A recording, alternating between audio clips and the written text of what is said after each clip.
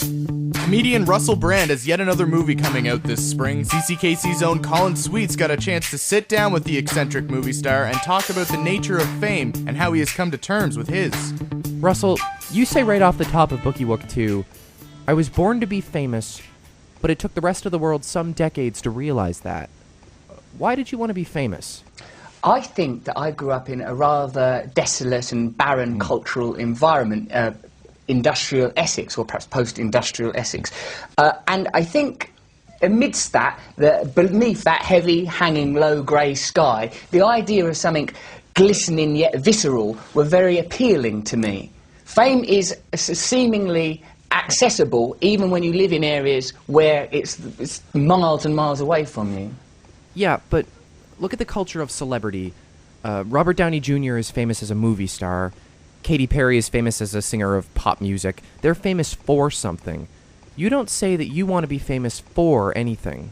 Well, not on the first page of my book. See, I've always thought that that rather unappealing trait of craving fame for fame's sake was balanced by my willingness and deep affection for my art. I'm a stand-up comedian, and I worked at stand-up comedy for many, many years for nothing, above pubs for 50 quid, years and years, for not even for that much money. I have a deep artistic attachment to what I do. But the craving for fame, I don't know if I want to take personal responsibility for that, because I did not create a culture that deifies the famous. No, you're a part of a culture that...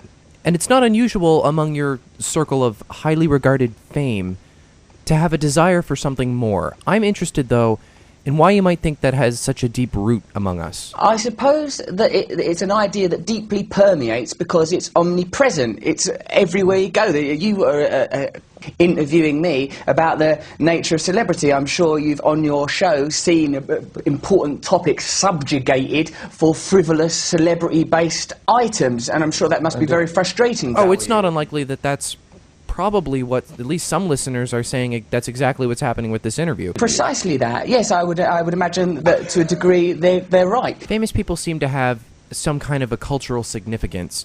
And previously it was religion that gave people that significance. Of course, people, and I think that significance can shift. Yeah. Diana was at different points in her trajectory of fame presented as the virgin, presented as the whore, presented as a martyr. So where relevant, fame can transmogrify and alter to represent what's culturally necessary at that time to suit the narrative. People enjoy narratives, and I suppose that's why politics has become inundated with these narrative ideas. Oh, this brother begats that brother, Cain versus Abel, it's David versus Ed, because people no longer want to grapple with the death of the grand ideas. No one cares about religion anymore, no one cares about communism anymore, because we've been fed this grey sludge of celebrity, glittered up and packaged and lacquered and sent directly into our brains via the media that both you and I work for in different degrees. How do you react when that actually happens?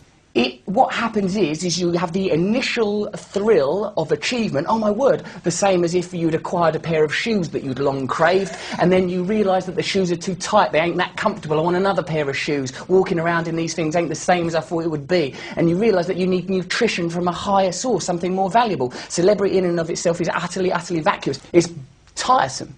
And particularly now, when coupled with something else, like, you know, having, like, sort of, you know, had the mundane yet marvellous experience of falling in love with somebody, and now having a sort of private life and something I want to protect, and yet the fame continues to cast its shadow, it's a pain in the arse. Does privacy mean anything to you anymore? Yes, it means a great deal to me, mostly as a commodity that's very hard to... Your books are about the most intimate things. They're about love and friendship, but they're also about a lot of sex and a lot of drugs.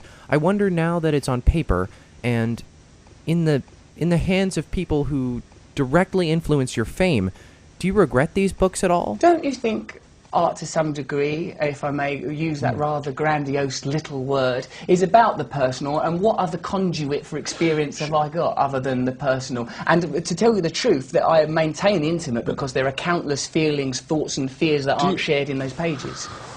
Do you worry that it's changed you?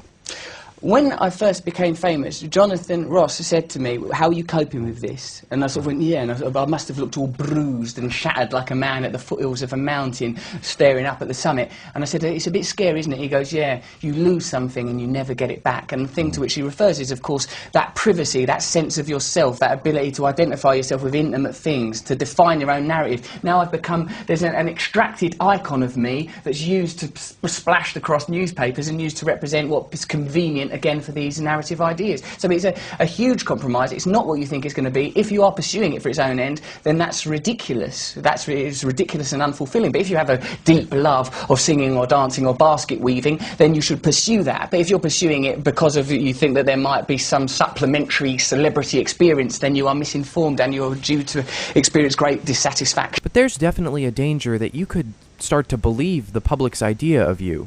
Yes, you could believe that, but fortunately I'm privileged in that I have real friends and real people around me, and we're all equally aware of how preposterous it is and how the way that these images and ideas are manipulated to maintain a cultural narrative to keep people spellbound and stupid, as opposed to elucidate on real people. Who actually cares about what I really am, or what I really think, or what I really feel? What's much more convenient is the idea of the cad, the bounder, the dandy, making these minor transgressions in the media. The most infamous example is the message left on Andrew Sachs's answering machine.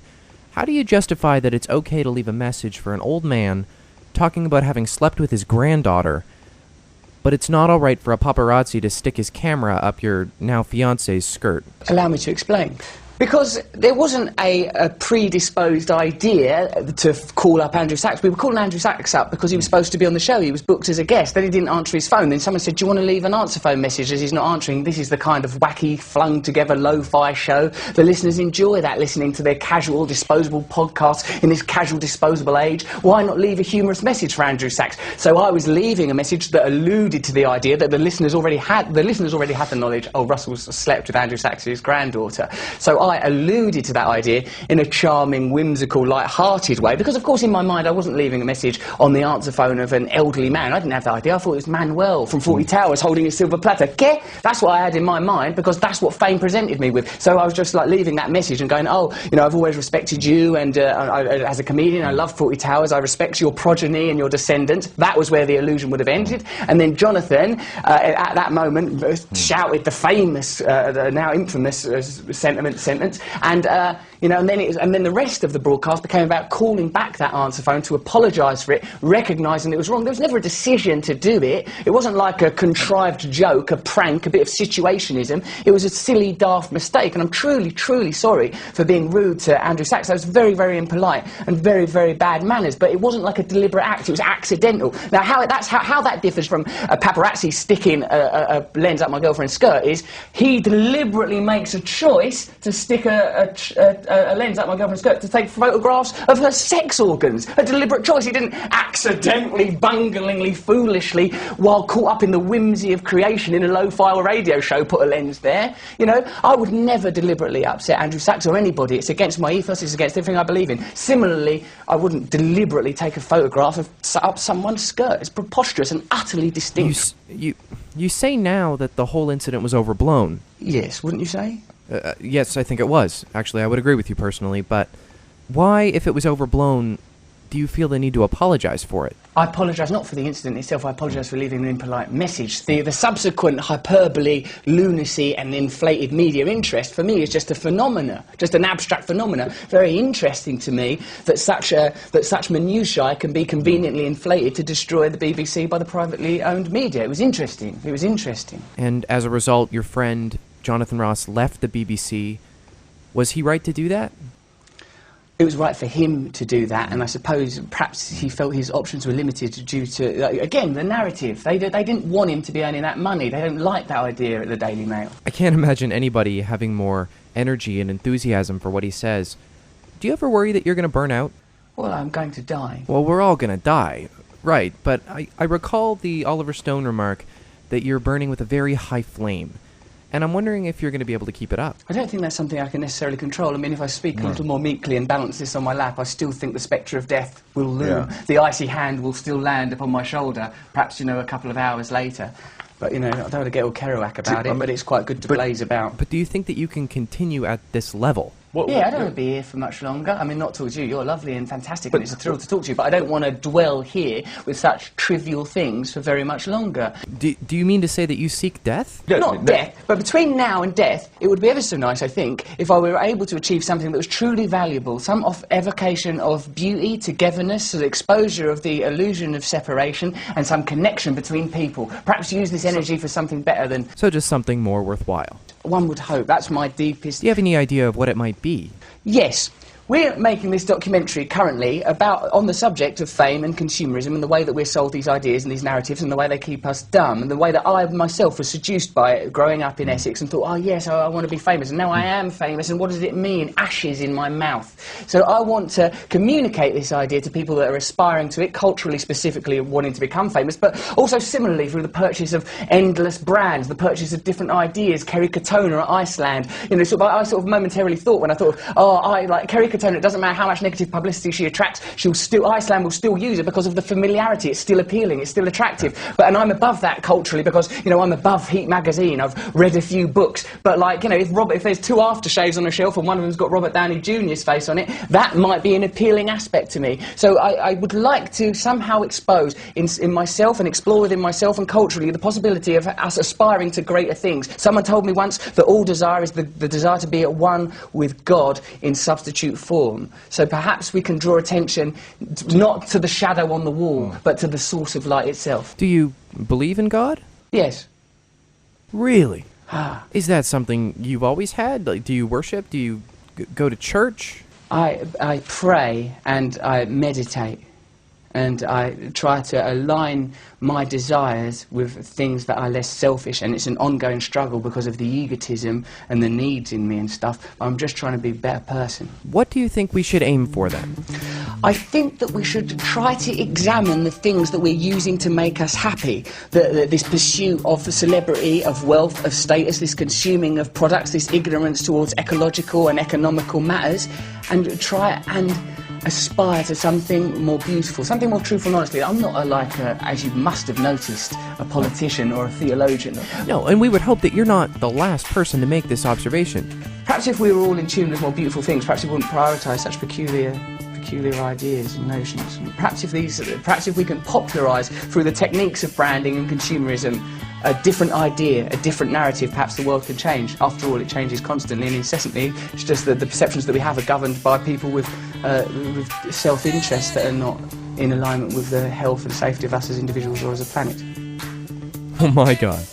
Russell Brand, thank you so much. That's the end of my interview. Well, yeah, is that not enough? I know that that's all the energy I've got for today. Colin, we've barely started on the film. We've not done any offensive language. There's been barely any sexual content. There's been no potentially dangerous... I've got more show to do. You want to pull an all-nighter here. I'm going to need more. I've got a lot to say. It's the terror of knowing what this world is about. Watching some good friends scream, "Let me out!" Tomorrow, get you higher. There's people on the streets under pressure. Under pressure.